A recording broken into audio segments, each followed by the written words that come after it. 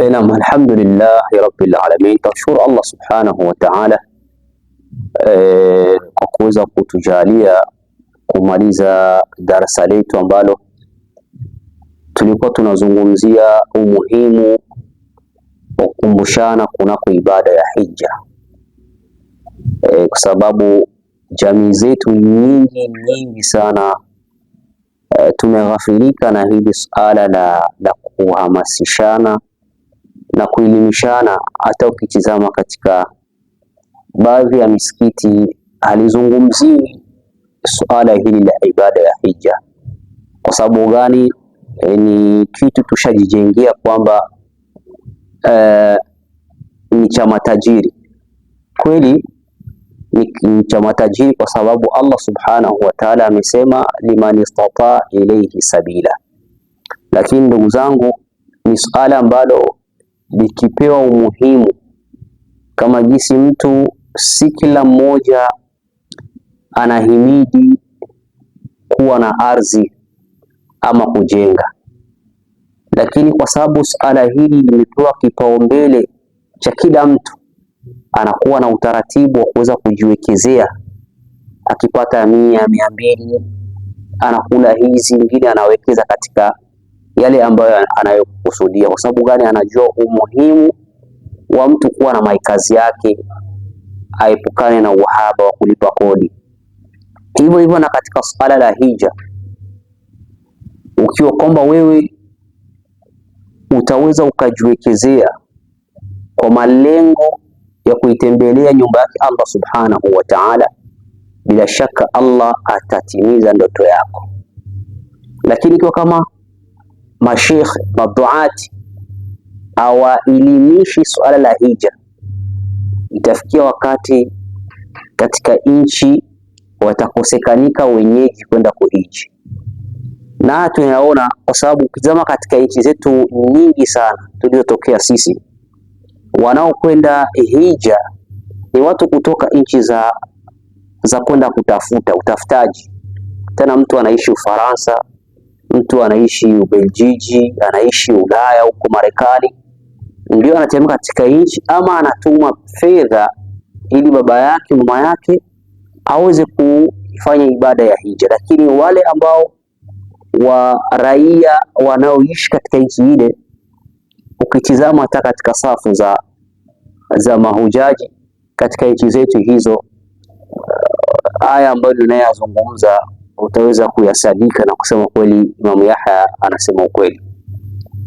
Ndugu zangu Waislamu, ibada ya hija ni katika ruknu min arkan al-Islam. Ibada ya hija ni nguzo katika nguzo za mtu kuwa Muislamu, lakini ibada hii ni kama ile ibada ya zaka, ni watu mahsus. Lakini tofauti ya ibada ya zaka na ibada ya hija, kuna tofauti aina mbili.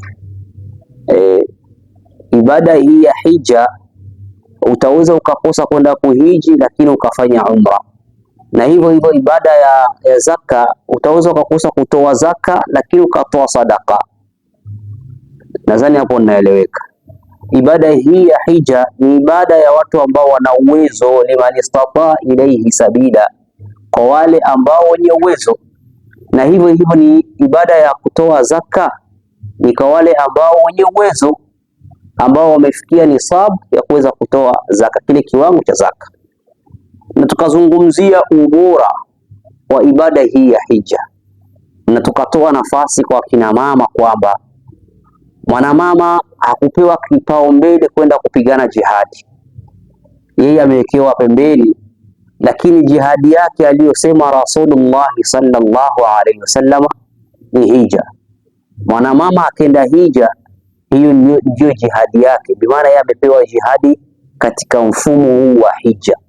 Wakina mama tunakuhusieni, na ukitizama katika nchi ya Nigeria, hivyo hivyo na nchi yetu ya Tanzania, walioenda wengi, 99% ni wakina mama.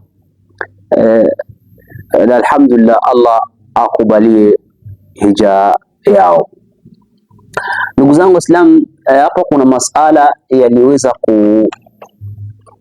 kutujia kabla tujamaliza darasa letu, yanaulizwa kuhusiana na hizi siku 10 za Dhulhijja na siku 10 za mwezi mtukufu wa Ramadhani, zile 10 al-akhir, bimaana zile mausiku ya Lailatul Qadri.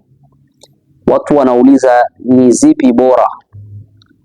Kwa haraka haraka, ndugu zangu Waislamu, tunataka tujue kama gisi nilivyotanguliza mwanzo, lazima tuwe tunawaambia watu umuhimu wa misimu na mawaidha yetu katika khutbati za Ijumaa yawe yanakwenda na misimu na nyakati. Tusi tunazungumza, lakini tuwe tunazungumza, na kwa sababu mtu anakuwa anaelewa ni wakati gani ambao anaishi nao ndani. Anauliza moja, ayuhuma afdal, yaqulu 10 Dhulhijja ama 10 min akhiri min Ramadhan. Anauliza, je, hizi siku ni zipi siku bora katika siku 10 za Dhulhijja au siku 10 zile za mwisho za mwezi mtukufu wa Ramadhani? Nitaanzia na Sheikh Al-Uthaymeen rahimahullah, anasema kwamba 10 al-awwal min Ramadhan, yale masiku ya 10 al-akhir min Ramadhan, yale masiku 10 ya mwisho ya mwezi mtukufu wa Ramadhan, fi layaliha, katika mausiku yake, yale mausiku yale ya mwisho, bimaana Lailatul Qadri. Sheikh anasema khairun min alf shahr, ni mausiku bora ni mausiku bora kulikoni mausiku 1000. Bimaana mausiku yale ya akhiri ya mwezi mtukufu wa Ramadhani, zile siku 10 za mwisho, yale mausiku yale ni bora kulikoni mausiku 1000. Na akasema wa 10 al-awwal min Dhulhijja, na masiku 10 ya mwezi huu wa Dhulhijja, ambayo insha Allah kama si kesho kutwa, kwa sababu leo hii ni tarehe 28, na nitapenda kuwakumbusha wale ambao wanaotuangalia katika kalenda, kuna kalenda leo inaandika 29 na kuna kalenda inasoma leo 28. Ukitizama wale ambao wako na saa zao za fajri zinaandika leo ni tarehe 29, lakini hasa leo ni tarehe 28. Kwa sababu gani? Tunakwenda na kalenda ambayo iliyosadikisha na nchi ya Saudia, kwa sababu ibada ya hija tunatizama mahujaji hatua kwa hatua wanazoendana nazo. Kwa sababu gani? Anasema wa 10 al-awwal min Dhulhijja, na masiku haya 10 ya mwezi mtukufu wa Dhulhijja, qalaha nabiyu alayhi salatu wassalam, amesema mtume wetu Muhammad sallallahu alayhi wasallama, ma min ayami amalun saliha fihinna ahabbu ila Allah min hadhihi ayyam al-10. Anasema mtume wetu Muhammad sallama, hakuna masiku ambayo amali yake ni amali anayoipenda Allah subhanahu wa ta'ala kama haya masiku ya mwanzoni mwa Dhulhijja, yani masiku haya ya mwanzo mwa Dhulhijja.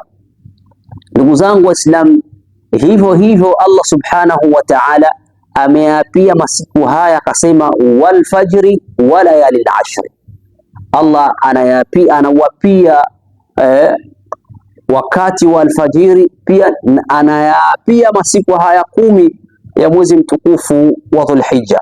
Bila shaka kila kitu ambacho Allah alichokiapia kinakuwa na sababu na umuhimu wake, kwa sababu Allah subhanahu wa ta'ala khaliqu kulla shay, yeye ndio aliumba kila kitu. Sasa utakapomsikia Allah anakiapia kitu, kwa wale wenye akili natakana sisi tukijue hichi kitu, kwa nini Allah anakiapia. Sasa anasema Allah subhanahu wa ta'ala anauapia wakati wa alfajiri, pia na anaapia masiku 10 haya ya Dhulhijja, na hivyo hivyo anasema Rasulullah sallallahu alayhi wasallama, wala jihadu fi sabilillah, masiku haya 10 hata mtu aende jihadi, aende apambane, apigane, hayafikii ubora wa masiku haya 10 wa mwezi mtukufu wa Dhulhijja.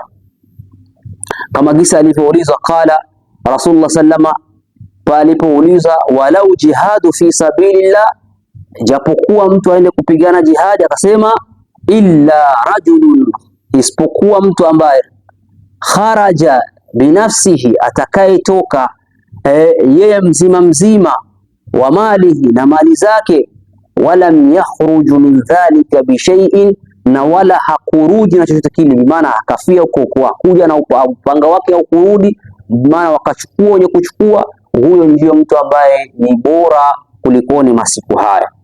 Ndugu zangu Waislamu, huyu amekuwa ni shekhe ambaye wa kwanza tuliyomzungumzia, anatuonesha tofauti wa masiku haya ambayo tunayokurubia na masiku ya Lailatul Qadri na 10 al-akhir min Ramadhan. Kuma ndugu zangu Waislamu, tukija katika Sheikh Ibn Baz anasema kwamba masiku haya, anasema qala Sheikh Ibn Baz awwalul akhir, anasema aje 10 al-akhir min Ramadhan afdal min wajhi layali. Allahu akbar. Sheikh anasema masiku ya mwisho ya mwezi mtukufu wa Ramadhani ni bora kwa ule usiku wake, bimaana ule usiku wake wote ni bora mtu akifanya, akiishi katika ibada, liannaha lailatul qadri, kwa sababu ndanimo hupatikanika lailatul qadri. Wa 10 al-akhir min Dhulhijja, na masiku ya mwisho ya mwezi mtukufu wa Dhulhijja afdal min jihati nahari, masiku haya Dhulhijja mchana wake wote ni bora, bimaana mtu kiishi katika mchana wa mwezi mtukufu ama siku 10 za Dhulhijja, mema utakayoweza kufanya katika mchana hayo, ndio maana ndanimo tukapata kuna funga, ndanimo tukapata kuna sadaqa, ndanimo tukapata ta'muruna bil ma'ruf wa tanhauna 'anil munkar, na ndio tukapatikanika zile ibada tofauti, jamarati, tukapatikanika nini, safa wal mara, wuquf al-Kaaba, tukapata nini, Arafa, ndanimo tukapata nini, dhabhu, tukapata nini, yaumul nahri. Hayo yote ni mambo ambayo yanapatikanika katika mchana ya mwezi mtukufu au 10 al-awwal min Dhulhijja, masiku haya mwanzo ya Dhulhijja. Liannaha, anasema hivi, lianna fiha yaumul Arafa, kwa sababu ndanimo kuna siku ya Arafa. Na hapa nitapenda nisimame kidogo, ndugu zangu Waislamu. Arafa, watu wengi tunaikosa Arafa kutokana na makalenda yetu. Kuna mtu yeye anaishi na kalenda yake, hataki atizame mahujaji wanaelekea wapi. Sasa ndugu yangu Muislamu, ikiwa kama kalenda zetu insha Allah zitaambatana na kalenda ya misimu ya watu wako katika nchi ya Saudia ya Makka, biha wa neema. Ikitofautiana ndugu yangu, itizame Arafa, kwa sababu alhajju Arafa. Anasema Mtume wetu Muhammad sallallahu alaihi wasallam, hija ni mtu kusimama katika viwanja vya Arafa. Ukikosa wewe ambaye uliokwenda kuhiji, ukikosa Arafa, unatakana urudi tena mwakani kuja kuifanya ibada ya hija. Ndio hapa Sheikh akasema liannaha fiha yaumul Arafa, kwa sababu ndanimo katika ule mchana hupatikanika Arafa. Wa fiha, na ndanimo yaumun nahri, na kuna siku zile za nini, za nahri, za kuchinja. Wa huma afdalil ayyam dunya, kwa sababu hizo siku ni siku bora kuliko ni siku zozote zile duniani. Allahu akbar. Allah tujalie tudiriki siku hizo na tusiwezi kuzikosa ndanimo. Ndugu zangu Waislamu, anasema wa min ahli alilm, na hivyo hivyo katika kongamano la wana wa elimu anasema fal ashar min dhulhijja, hizi siku 10 za Dhulhijja afdal min jihati nahar, ni bora mchana wake. Naomba hapa sasa niweze kueleweka na ndio jibu lenu. Hizi siku 10 za Dhulhijja katika kongamano za wana wa elimu wote wanasema kwamba wa min ahli alilm, katika kongamano la wana wa elimu wanasema kwamba fa ashar Dhulhijja, masiku 10 haya ya Dhulhijja afdal min jihati nahar, ni masiku bora katika mchana wake wote. Na hivyo hivyo ashara min Ramadhan afdal min jihati layali, na hivyo hivyo katika mausiku ya mwezi mtukufu wa Ramadhani, yale mausiku ni bora kulikoni mausiku zote katika miezi mingine, annaha, kwa sababu ndanimo fiha lailatul qadri, unapatikanika usiku wa cheo wa lailatul qadri, wa hiya afdalil, na hivyo hivyo ni katika masiku bora kulikoni masiku mengine. Wakaendelea wakasema wallahu almusta'anu, na Allah subhanahu wa ta'ala ndiye mjuzi wa haya. Hili ndio jibu lenu ndugu zangu Waislamu. Tunakaribia hayo mausiku ambayo tunayozungumza, si mausiku ya watu kufanya mambo ya maasi, mausiku ambayo ni mchana ambayo tuishi na saumu, tuishi na mambo ya khairi, tusome sana Qur'ani, tuhusiane sana, uzurieni katika madarsa haya ili tuweze kumtukuza Allah subhanahu wa ta'ala, kama alivyosema Allah subhanahu wa ta'ala waltukminu li'iddata waltukabbiru Allah ala ma hadakum wa la'allakum tashkurun. Hizo ni katika alama ambazo zinaweza kutuonyesha katika miezi hii ambayo tunaishi nayo ni miezi ya khair, na hivyo hivyo katika hii miezi ambayo tunaishi ni manasikul haji, na pia ni katika ile miezi yake Allah subhanahu wa ta'ala ambayo aliyochagua Allah subhanahu wa ta'ala.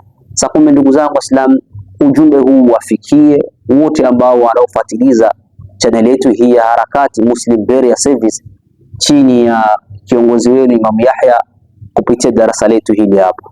Allah aweze kutukubalia yote ambayo atakayo tuwezesha kuweza kuishi nayo katika masiku haya 10 ya Dhulhijja. Pia tunakumbushia swala la kuchinja, mlango wetu uko wazi kwa vijana ambao wanaotaka kutoa sadaka yao ya kuchinja, waweze kutuona tuweze kufanya hii ibada ya kuchinja. Tusitegemee kila siku kuwa tunapewa nyama. Mwaka jana kuna mtu anakuja kunilalamikia, Sheikh, nimepewa mafuta tu. Kisema ana uwezo wa kuweza kuchinja, ndio tuende tuchinje inshallah. Na nipata sehemu kuna bei nzuri sana ya mbuzi, tena mbuzi kutoka Botswana na Namibia. Kuna muhindi amenipigia simu kama ana bei nafuu tena nzuri. Inshallah kama nikiwapata watu twende tukamtembelee ili tuweze kutoa na kufanya hii sadaka ya kuchinja, na inshallah na imani kwamba vijana wapo, mlango uko wazi kabla ya siku hizo. Mtumishi wa Mungu Imam Yahya, inshallah kesho tutaendelea katika jambo la kwanza, siku ya kwanza ya Dhulhijja kuna kuweko na mambo gani katika nchi hiyo ya Saudia. Tutakwenda hivyo hivyo inshallah. Siku ya kwanza inakuwa na mambo yapi, siku ya pili kunakuwa na mambo yapi, ama kunakuwa na ibada zipi inshallah, na sisi tujue jinsi ya kwenda tuawiane na wale watu ambao wako katika viwanja hivyo vya ibada ya hija, na inshallah Allah aweze kutuwafikisha na sisi mwakani tuende kuitembelea nyumba yake Allah subhanahu wa ta'ala, ili Allah aweze kutukamilishia Uislamu wetu. Ni hayo, masala ni mengi lakini acha tuishie hapo. Subhanakallahumma bihamdik, la ilaha illa anta nastaghfiruka wa natubu ilayk. Wassalamu alaikum wa rahmatullahi wa barakatuh.